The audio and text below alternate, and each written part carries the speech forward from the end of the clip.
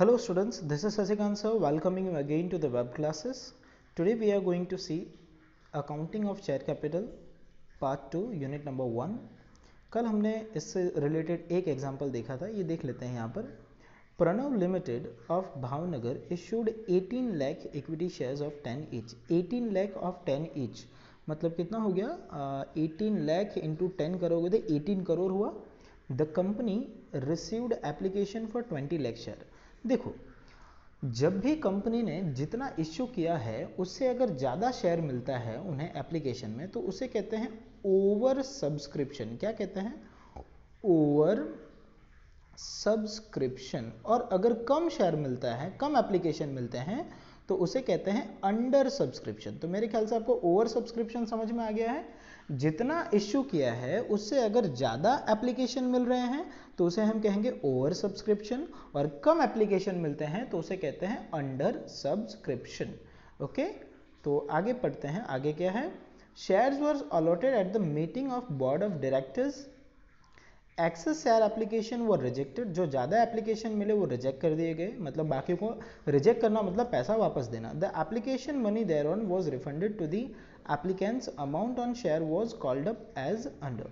सो application के time 3 रुपये मंगाए, तो 18 लाख इंटू 3, सॉरी 18 नहीं, एप्लीकेशन हमें कितने की मिली है? तो एप्लीकेशन मिला है हमें 20 लाख रुपीज़ का. सो 20 लाख रुपीज़ इंटू 3 अगर करोगे तो 20 lakh into 3 it would be 60 lakh rupees. तो कंपनी के पास कितना पैसा आएगा?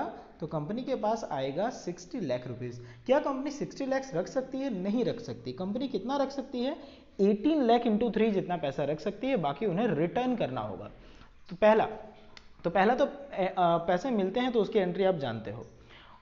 अलॉटमेंट के टाइम पे 2.5 रुपीज़, फर्स्ट कॉल के टाइम पे 2 रुपीज़ और फाइनल कॉल के टाइम पे 2.5 रुपीज़. आगे देखते हैं. Yogesh who was allotted 1600 shares could not pay first and final call money. तो योगेश ने फर्स्ट कॉल और फाइनल कॉल नहीं दिया. जो कॉल के पैसे अगर नहीं देते हैं तो आपको क्या करना है? टिक मार्क करना है. जैसे कि फर्स्ट कॉल पे एक टिक मार्क है और फाइनल कॉल पे टिक मार्क है. ठीक है, आगे. Where Neelam who was allotted 1400 share could not pay final call money. तो नीलम बहन फाइनल कॉल मनी ना भर पाई. सो फाइनल कॉल पे एक और टिक, तो फाइनल कॉल पे डबल टिक मार्क हो गया. इसके बाद except this all the amount due from all the other share holders were received on due days. Yogesh and Neelam paid calls in arrears amount at the later date. अब देखो, जो पैसा हमको नहीं मिलता है उसे कहते हैं कॉल्स इन एरियाज. क्या कहते हैं? कॉल्स इन एरियाज, मतलब पैसा नहीं मिला ऐसा माना जाता है. ठीक है, तो सबसे पहले इसका कैलकुलेशन अलग होगा, मैं आपको थोड़ी देर में समझाता हूँ. पहले हम देखते हैं एप्लीकेशन की. तो एप्लीकेशन हमें 20 लाख के रिसीव हुए, तो एंट्री क्या होगी? एंट्री होगी bank account debit to, bank account debit to equity share application account. Equity share application account amount क्या आएगी? So 20 lakh into 3 that is 60 lakh. You may check the entries. Okay, now see, you may check the entry. The first entry, bank account debit 60 lakh to equity share application account. अब हम जानते हैं application amount को transfer करना होता है capital में, पर कैपिटल में सिर्फ उतना ही ट्रांसफर होगा जितना हमने इशू किया था. तो हमने इशू किया था 18 लाख, तो ये इक्विटी शेयर एप्लीकेशन जो क्रेडिट है वो हम करेंगे debit. Equity share application account debit 60 lakh to equity share capital account. अब कैपिटल अकाउंट में कितना जाएगा? तो कैपिटल अकाउंट में जाएगा 18 लाख इंटू 3, क्योंकि इतना ही हमने इशू किया है. तो 18 लाख इंटू 3 अगर आप करोगे तो वो आएगा 54 लाख. तो आप देख सकते हो ये रहा 54 लाख. और जो बचा हुआ पैसा है, मतलब 2 लाख एप्लीकेशन के पैसे जो है आपको रिटर्न देने हैं, 6 लाख रुपए आप रिटर्न दे दोगे, तो ये आ जाएगा बैंक अकाउंट क्रेडिट. क्लियर? तो इसके बाद की एंट्री जो है इस तरह से है. Application account 54 lakh and to bank account 6 lakh. Is that clear? तो मेरे ख्याल से आपको ये क्लियर हो चुका है. इसके बाद है अलॉटमेंट. तो अलॉटमेंट के टाइम पे 2.5 रुपीज़ मंगाए. अब हमारे पास सिर्फ 18 लाख शेयर्स हैं। सो अलॉटमेंट की एंट्री कैसे होगी, तो 18 लाख इंटू 2.5 अगर करेंगे तो आता है 45 लाख। एंट्री क्या होगी, तो एंट्री होगी equity share allotment account debit to equity share capital account 45 lakh. ठीक है, अब देखिए यहाँ पर ये रहा, हाँ equity share, just a second, दिख नहीं रहा होगा आपको, हाँ equity share allotment account debit 45 lakh to equity share capital account, और जब पैसा मिलेगा तो एंट्री होगी bank account debit to equity share allotment account, जो कि हमने कल ही एंट्रीज देख ली थी। ठीक है, इसके बाद चलते हैं फर्स्ट कॉल पे।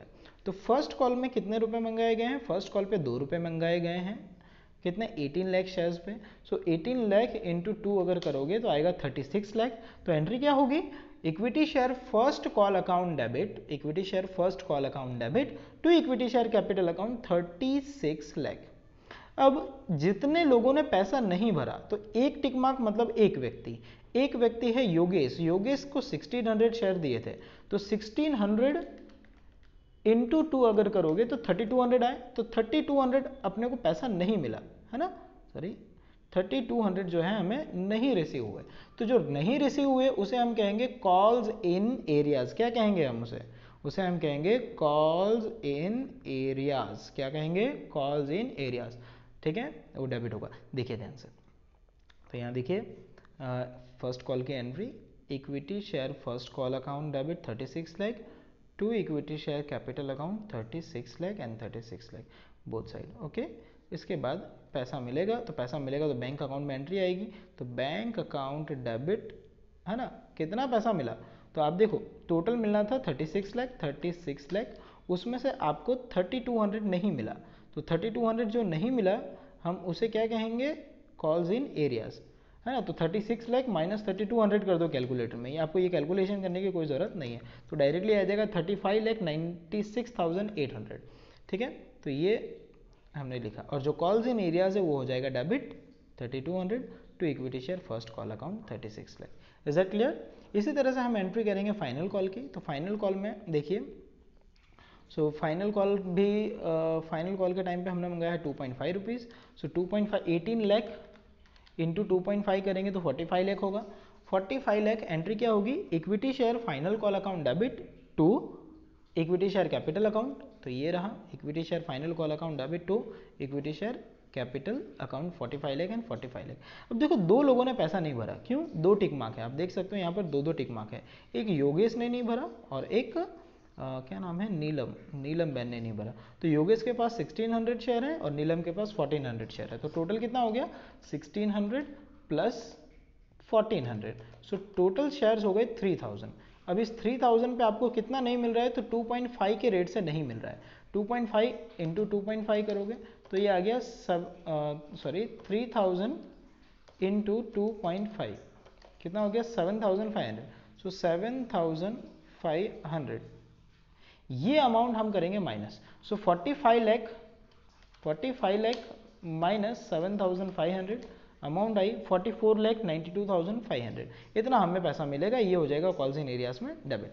क्लियर। तो देखिए एंट्री जरा, अगर आप एंट्री देखोगे तो पहले तो ये देख लेते हैं, हाँ पेमेंट रिसीव की एंट्री देखते हैं। तो पेमेंट रिसीव की एंट्री में देखिए bank account debit 44,92,500, calls in arrears account debit 7500 to equity share final call account 45 lakh. Is that clear. Last line में ऐसा लिखा हुआ था कि बाद में उन दोनों ने पैसा भर दिया, तो बाद में देखो क्या लिखा हुआ है, अब देखें यहाँ पर तो क्या लिखा है, just a second, except all this amount due from the all shareholders was received, Yogesh and Neelam paid calls in areas amount at the later date। बाद में उन दोनों ने पैसा दे दिया तो बैंक अकाउंट डेबिट होगा। देखो कितने से डेबिट होगा, तो यहाँ पर कॉल्स इन एरियाज की अमाउंट थी 3200 और उधर थी 7500, सो 3200 प्लस 7500 टोटल हो गया 10700।